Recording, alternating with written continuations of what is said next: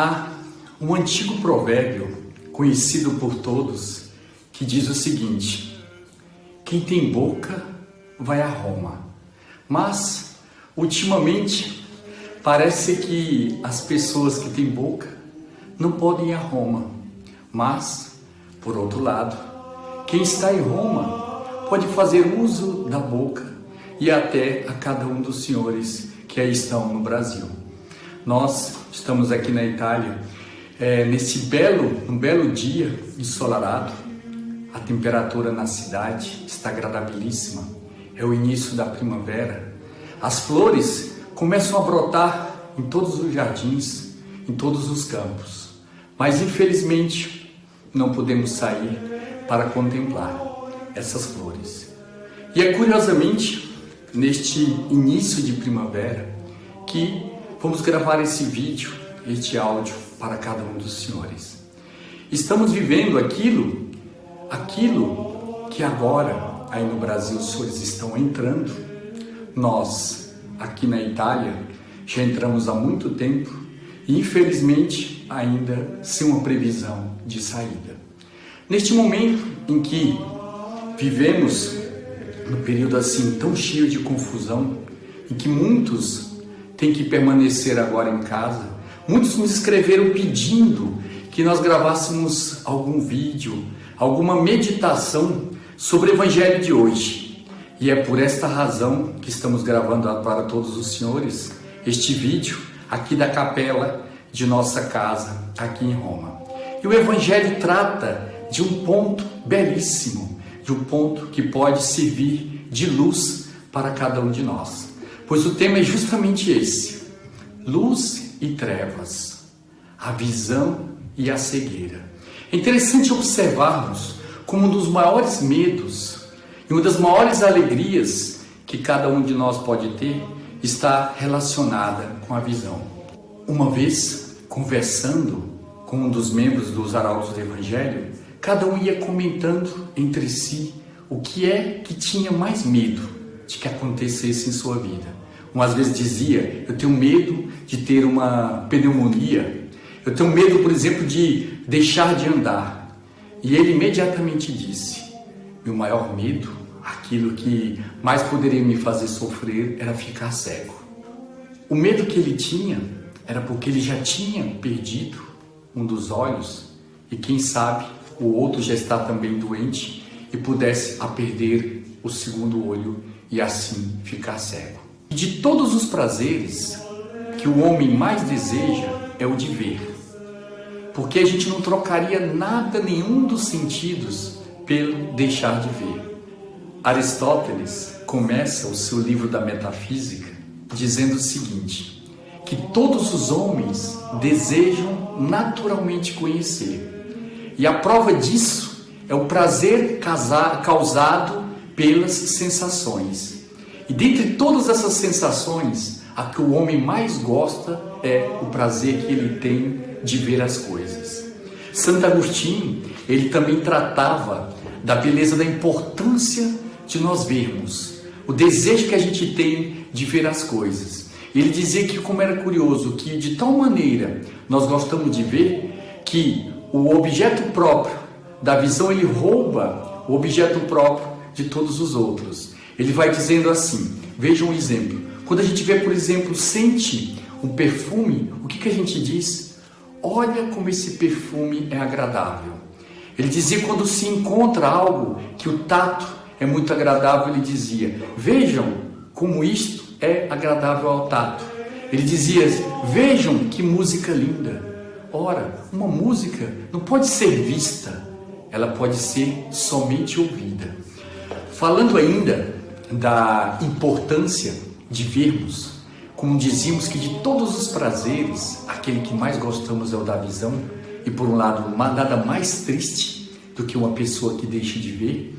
Há outro provérbio que é conhecido de muitos, que diz o seguinte: o pior cego é aquele que não quer ver. Este provérbio pode ser corrigido e podemos dizer ainda que existe um outro tipo de cego ainda pior que esse. Porque o pior cego não é aquele que não quer ver. O pior cego é aquele que pensa de ver.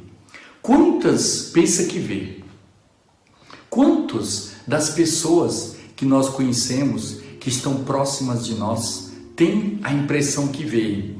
Não adianta dizer para ela que ela está andando no mau caminho, não adianta dizer para ela que ela não está andando no caminho do bem. Por quê? Porque ela pensa que vê. E vamos narrar justamente um fato muito belo, de uma criança que ainda no século XIX, o seu nome era Helen Keller, ela nasceu nos Estados Unidos, e esta criança, logo de poucos meses depois do seu nascimento, ela adquiriu uma doença, e esta doença teve uma febre altíssima, o que fez com que essa criança depois ficasse cega e ficasse surda.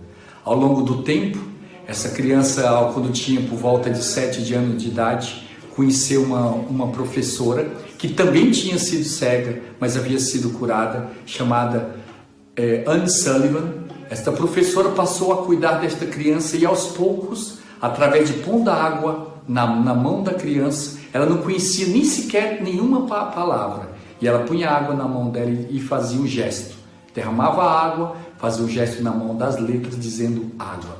Pois bem, esta criança, que cega e surda, depois ela entrou para a escola, foi a primeira deficiente visual a se formar, e ela depois chegou a falar 4 idiomas, aprendeu também inclusive até a falar. Esta criança depois cresceu e escreveu um livro contando a história da sua própria vida. E ela, no ano de 1952, ela esteve no Brasil, fez uma conferência no Rio de Janeiro, fez uma conferência também no São Paulo, no Hospital das Clínicas, e ali no Hospital das Clínicas fizeram para ela uma pergunta muito interessante, uma pergunta bem brasileira, por sinal. Perguntaram a Helen Keller: se Deus te desse 5 minutos para você ver, te desse a possibilidade de ver por somente 5 minutos, o que você pediria a Deus para ver? Helen Keller respondeu diretamente: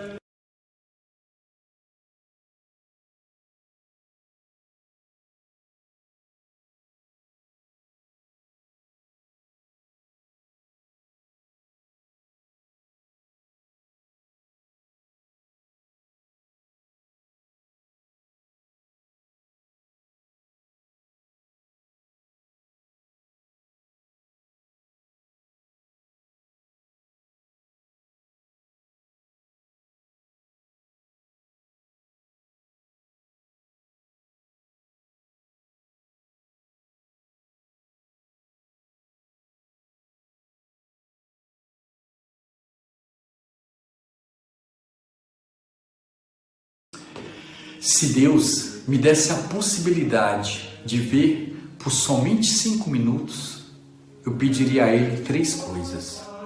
A primeira era poder contemplar um pôr do sol. A segunda era ver uma flor. E a terceira coisa, um sorriso de uma criança.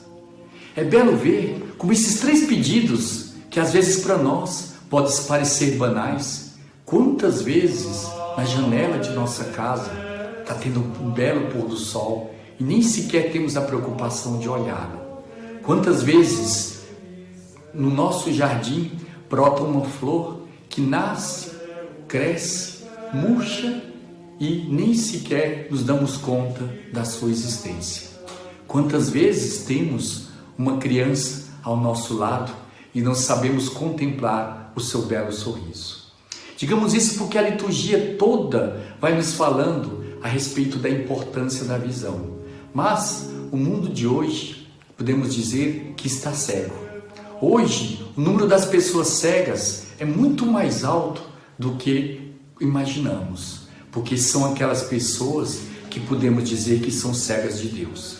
Neste momento que a gente está em casa, tem que passar a maior parte do nosso tempo, às vezes trancado dentro da nossa casa, é necessário que a gente faça, neste período de quaresma, este exame de consciência.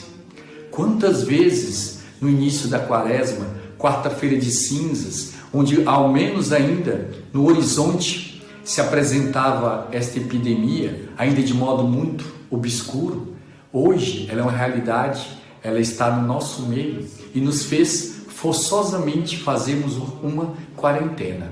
A própria origem da palavra quaresma e quarentena tem a mesma origem, se refere a 40 dias, a um período que necessariamente não precisa ser de 40 dias, mas quer dizer o que? Na liturgia, o número 40 faz uma referência a um tempo suficiente para uma mudança de vida.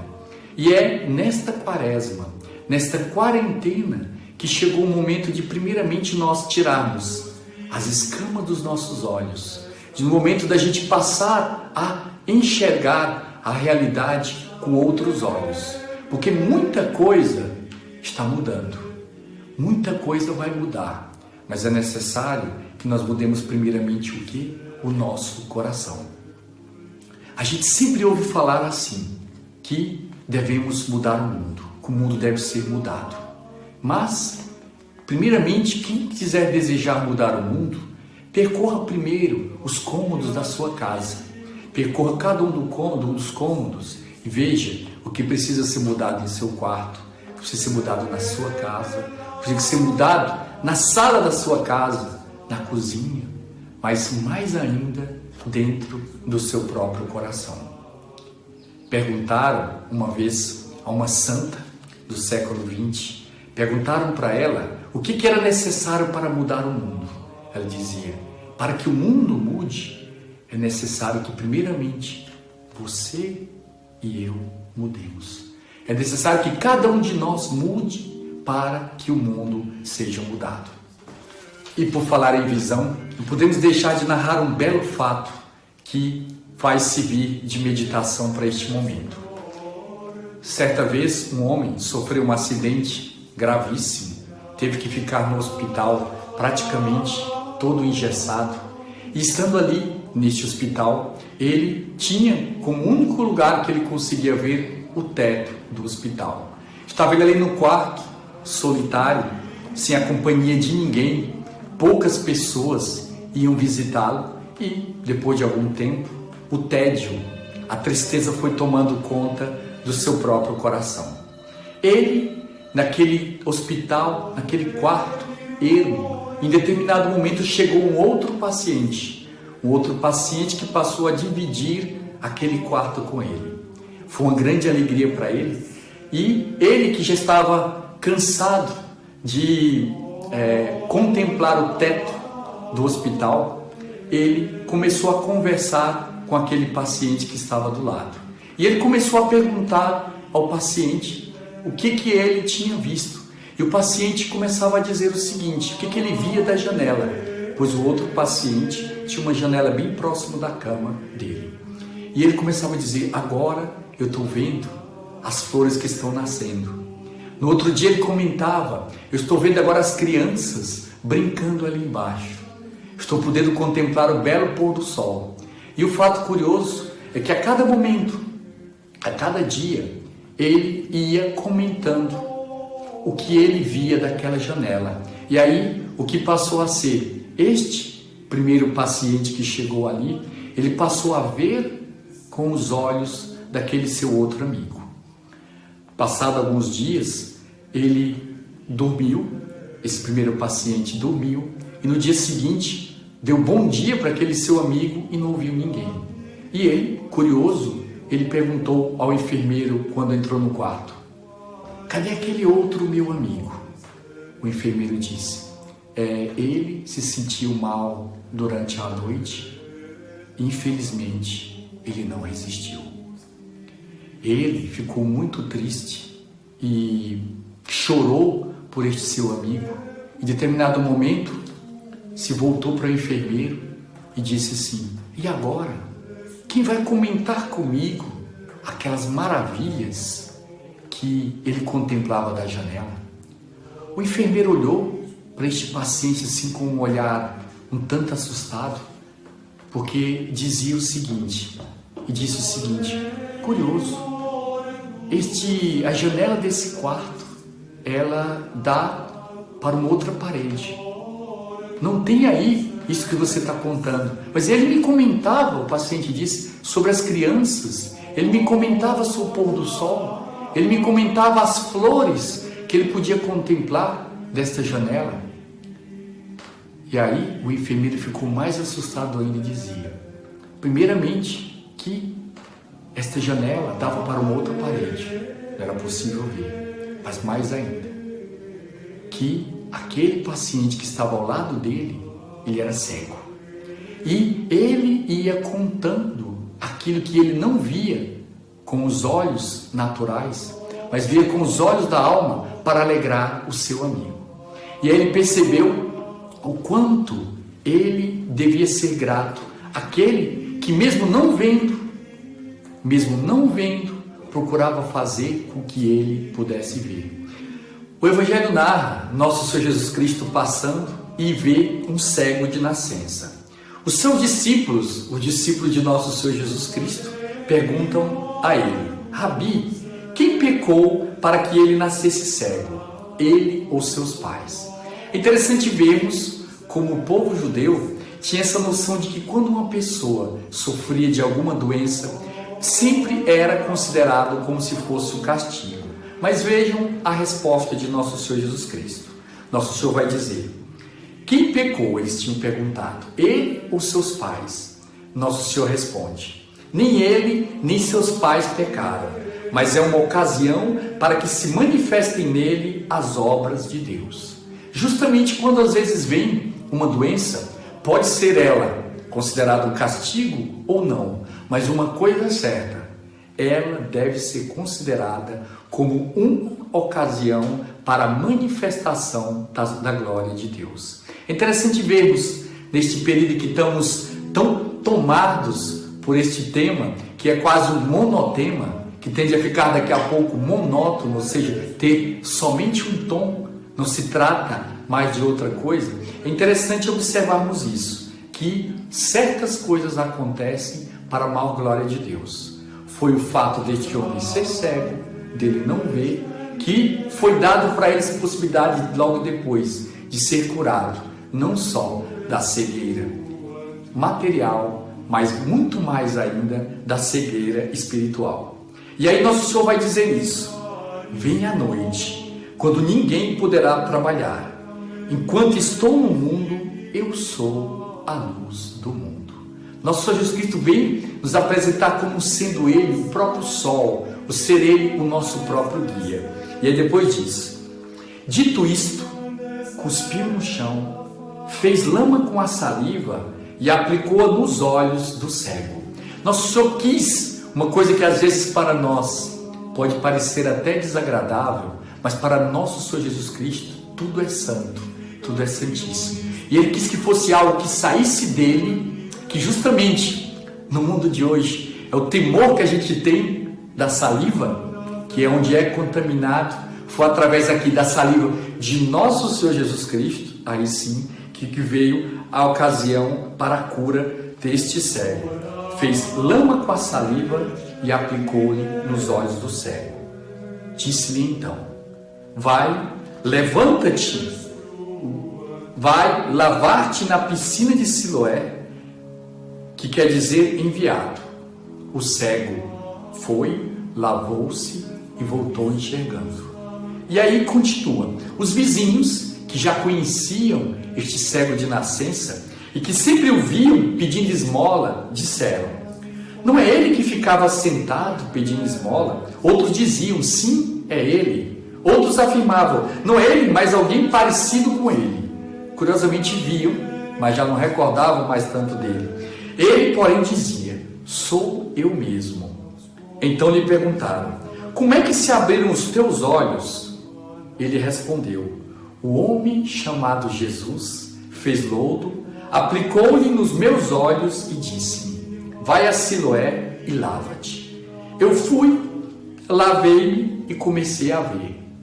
Perguntaram-lhe ainda, onde ele está? Ele respondeu, não sei. E aí, esse milagre começou a circular, começou a correr em toda a região, porque ele era um cego que pedia esmola, estava no meio de todas as pessoas. Então, levaram aos fariseus aquele que tinha sido cego. Ora, a cura que Nosso Senhor tinha feito era no dia de sábado, esse dia que era o dia santo do povo judeu, e que eles consideravam errado Nosso Senhor Jesus Cristo fazer algum milagre, fazer algum ato no dia de sábado. E Nosso Senhor dizia: eu sou o autor do sábado, eu sou o Senhor de todos os dias da semana, posso fazer milagres, posso fazer o bem quando eu quiser. E aí os fariseus puseram este cego na frente deles, e ele como que foi julgado. Vocês vão observar como este cego e os pais desse cego, que vão já aparecer aqui na história, parecem serem guiados, ou melhor, ser instruídos por um excelente escritório de advocacia. Parece que eles têm um excelente defensor, e tem mesmo, porque as respostas que eles vão dar são respostas perfeitas para serem ditas diante de um julgamento. E esse defensor quem é? É o Espírito Santo. É aquilo que Nosso Senhor dizia, que quando fores levado aos tribunais, não vos preocupeis com o que haveis de dizer. O Espírito Santo falará por sua própria boca. E aí dizia, ele falava assim: por sua vez, os fariseus perguntaram ao homem como tinha recuperado a vista. Ele respondeu aos fariseus: ele aplicou lodo nos meus olhos, e eu fui lavar-me e agora vejo. Alguns dos fariseus disseram então: esse homem não vem de Deus, pois não observa o sábado. Outros, no entanto, diziam: como pode um pecador fazer tais sinais? E havia divisão entre eles. E observem aqui a resposta perfeita, a resposta, possamos dizer assim, sucinta, detalhada, que este ex-cego vai dizer. Voltaram a interrogar o homem que antes era cego: e tudo que dizes daquele que te abriu os olhos? Ele respondeu: é um profeta. Ele já teve esta visão, esta revelação de que nosso Senhor Jesus Cristo era um profeta. E aí o evangelho continua. Os judeus não acreditaram que ele tivesse sido cego e que tivesse começado a ver, até que chamassem os pais dele. Então os pais agora do cego foram chamados para um tribunal, porque se eles afirmariam ou não que nosso Senhor Jesus Cristo era um profeta. E aí perguntaram-lhes: este é o vosso filho que dizeis ter nascido cego? Como é que ele está enxergando agora? E olha a resposta que os pais deram. Os seus pais responderam: sabemos que este é o nosso filho e que nasceu cego. Como está enxergando agora, não sabemos. E quem lhe abriu os olhos, também não sabemos. Perguntai a ele: é maior de idade e pode falar sobre si mesmo. Ou seja, os senhores estão querendo nos julgar também, porque se afirmaram que foi nosso Senhor Jesus Cristo e que nosso Senhor Jesus Cristo é um profeta, eles seriam expulsos da sinagoga, eles seriam expulsos do convívio com o restante dos judeus. E aí ele vai dizer: seus pais disseram isso porque tinham medo dos judeus, pois eles já tinham combinado expulsar da sinagoga quem confessasse que Jesus era o Cristo. Foi por isso que os pais disseram: ele é maior de idade, perguntai a ele. E aí o evangelho tem mais um detalhe. Os judeus outra vez chamaram que tinha sido cego e disseram: dá glória a Deus, nós sabemos que esse homem é um pecador.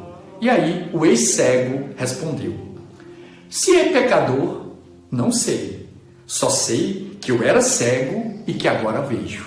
Ele não vai argumentar, não vai entrar dentro desta argumentação dos fariseus, porque eu posso narrar o fato: eu era cego e ele me curou. É isso que eu tenho que narrar, é um fato, e todos me conheciam enquanto cego, e agora eu estou vendo. E eles perguntaram: o que é que ele te fez? Como foi que ele te abriu os olhos? É a segunda vez que eles perguntam a esse cego. Ele respondeu: já vos disse e não me escutastes.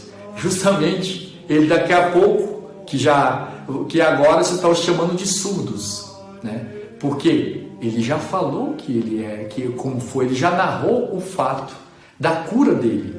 Já vos disse e não me escutastes. Por que quereis ouvir de novo?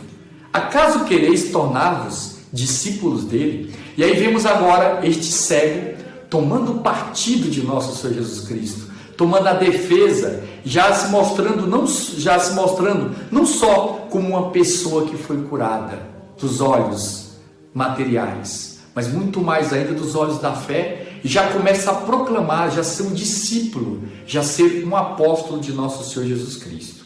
E aí diz: os fariseus então começaram a insultá-lo, dizendo: tu sim és discípulo dele. Nós somos discípulos de Moisés. E aqui fazemos uma pergunta. Sempre nós somos discípulos de alguém. Quando estamos ao lado de uma pessoa, ou ela está nos fazendo um bem, ou está nos fazendo um mal. Quando também estamos ao lado de uma outra pessoa, ou estamos fazendo para ela um bem ou um mal. Nós não somos neutros. Existe essa espécie de osmose entre uma pessoa e outra. Sempre um vai estar influenciando o outro, quer seja para o bem, quer seja para o mal. Nós somos discípulos de quem? Discípulos de nosso Senhor Jesus Cristo? Ou discípulos dos fariseus? Essa é uma pergunta. Os fariseus então começaram a insultá-lo, dizendo: tu sim é discípulo dele. Nós somos discípulos de Moisés. Nós sabemos que Deus falou a Moisés, mas esse não sabemos de onde é. O homem respondeu-lhes: isto é de admirar. Vós não sabeis de onde ele é, no entanto, ele abriu os olhos. Quer dizer, vocês não sabem de onde ele é, mas ele me abriu os olhos. É um fato. Contra fatos, não há argumentos. Sabemos que Deus não ouve os pecadores, mas sim alguém. Sabemos que Deus não ouve os pecadores, mas se alguém é piedoso e faz a sua vontade, a este ele ouve. Jamais se ouviu dizer que alguém tenha aberto os olhos a um cego de nascença. Se esse homem não fosse Deus, não conseguiria fazer nada. Eles responderam-lhe: tu nasceste todo em pecado Tu nasceste todo em pecado e nos queres dar lição. E o expulsaram. Jesus ficou sabendo que o tinham expulsado. Quando o encontrou, perguntou-lhe: tu crês no Filho do Homem? Ele respondeu: quem é, Senhor, para que eu creia nele? Jesus disse: tu o estás vendo, é aquele que está falando contigo. Que frase bela, nosso Senhor dizer para ele: tu o estás vendo. Todos os outros, os fariseus tinham visto com os olhos da carne, tinham visto nosso Senhor Jesus Cristo, mas não estavam vendo com os olhos da fé. Faltava aquilo que Santo Agostinho dizia: o colírio da fé. É ver sem acreditar. Mas aquela pessoa que tem fé, vê e acredita. E aí diz: ele exclamou: eu creio, Senhor. E ajoelhou-se diante de Jesus. Então Jesus disse: eu vim a este mundo para o julgamento, a fim de que os que não veem, vejam, e os que veem se tornem cegos. Parece como que dizendo que nosso Senhor Jesus Cristo quer isso, mas não é. É que nosso Senhor, ele é um divisor das águas, como está ali na profecia de Simeão. Ele será ocasião de escândalo, será pedra de tropeço para alguns. Vai ser uma ocasião de divisão, uma ocasião de divisão. Uns vão ficar favoráveis a nosso Senhor e outros não. E depois diz: alguns fariseus que estavam com ele ouviram isso e lhe disseram: porventura também nós somos cegos? Jesus respondeu-lhes: se fosseis cegos, não teríeis culpa, mas como dizeis, nós vemos, o vosso pecado permanece. E aí recordamos aqui aquela frase que dizíamos no início: o pior cego não é aquele que não quer ver, o pior cego é aquele que pensa que vê. Peçamos nessa santa liturgia de hoje, neste momento difícil em que estamos vivendo, primeiramente a capacidade de ver, de passar a ver as pessoas que estão agora do nosso lado, os nossos familiares. Quantas vezes desejamos chegar mais cedo em casa para estarmos junto aos nossos filhos, familiares, a conversar com a família.